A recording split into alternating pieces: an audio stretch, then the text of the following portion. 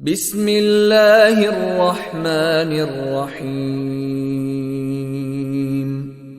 قل هو السلام علیکم ورحمۃ اللہ وبرکاتہ۔ آج ہم بات کریں گے اذان کے اصلی معنی کے بارے میں۔ ایک تو ہے اذان کے معنی جو ہم سب کو معلوم ہے، جو ترجمہ ہے اللہ اکبر اللہ اکبر، اللہ بہت بڑا ہے، اللہ بہت بڑا ہے۔ اور ایک معنی ہے جن کو صحابہ نے سمجھا اور وہ چھپے ہوئے معنی ہیں، تو وہ ہم تک پہنچے ہیں، تو آج ہم ان کے بارے میں بات کریں گے ایک واقعے سے۔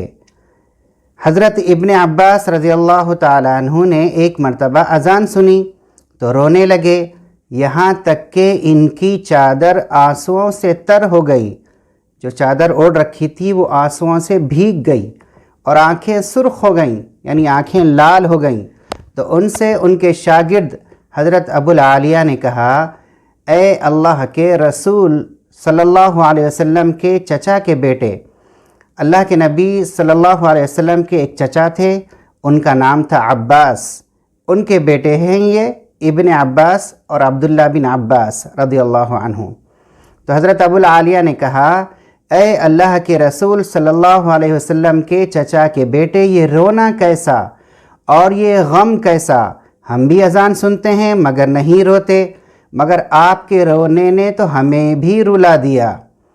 حضرت ابن عباس رضی اللہ تعالیٰ عنہ نے فرمایا کہ اگر لوگوں کو یہ پتہ چل جائے کہ مؤذن کیا کہہ رہا ہے تو نہ سکون حاصل کریں اور نہ سو سکیں۔ تو کسی نے کہا کہ ہمیں بتائیں کہ مؤذن کیا کہتا ہے؟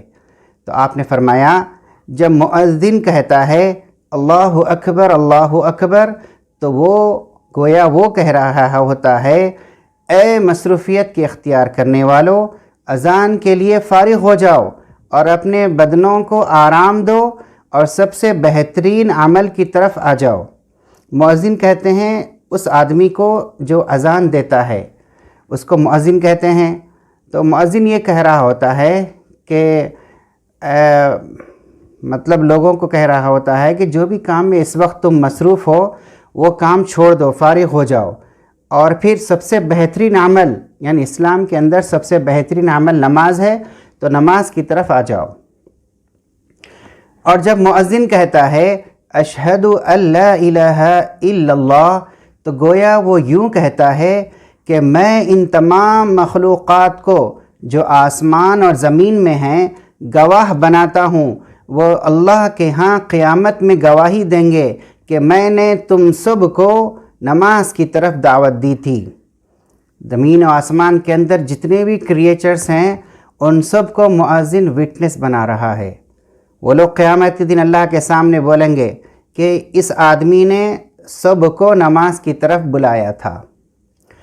اور جب وہ کہتا ہے اشہد ان محمد رسول اللہ، تو گویا وہ کہہ رہا ہوتا ہے کہ قیامت میں تمام انبیاء علیہم السلام اور حضرت محمد صلی اللہ علیہ وسلم میرے لیے گواہی دیں گے کہ میں نے تم سب کو ہر دن 5 مرتبہ نماز کے بارے میں خبر دی ہے۔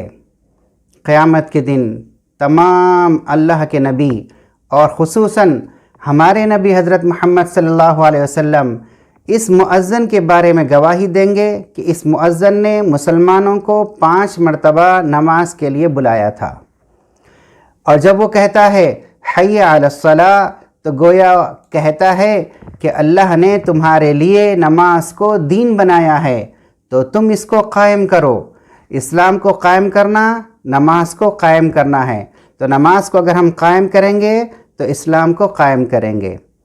اور جب کہتا ہے کہ حی علی الفلاح، تو گویا کہتا ہے اللہ کی رحمت تلاش کرو اور ہدایت میں سے کچھ لے لو۔ اللہ کی رحمت اب اس وقت نماز کے اندر ہے، مسجد میں ہے، جماعت میں ہے، تو جاؤ اور اللہ کی رحمت حاصل کر لو۔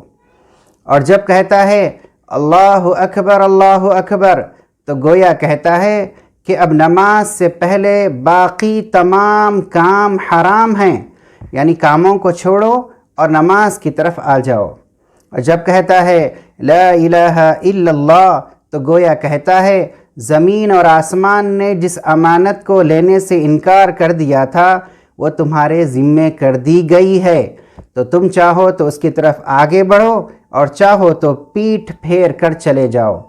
یعنی اللہ تعالیٰ نے سب سے پہلے اسلام کو، شریعت کو زمین کے اوپر پیش کیا، پہاڑوں پہ، آسمانوں پہ پیش کیا، تو ان لوگوں نے اس ذمہ داری کو لینے سے انکار کر دیا۔